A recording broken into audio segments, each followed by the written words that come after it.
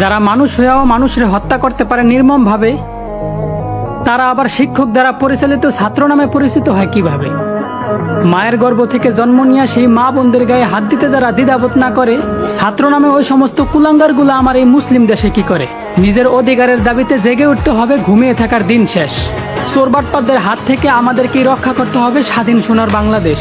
আর আমার মতো প্রবাসী আছেন যারা, তাদেরকে একটা কথাই বলতে চাই, আমরা তো ভাই রাজাকার, তাইলে মাসের পর মাস কষ্ট করে দেশে কেন রেমিটেন্স পাঠাই?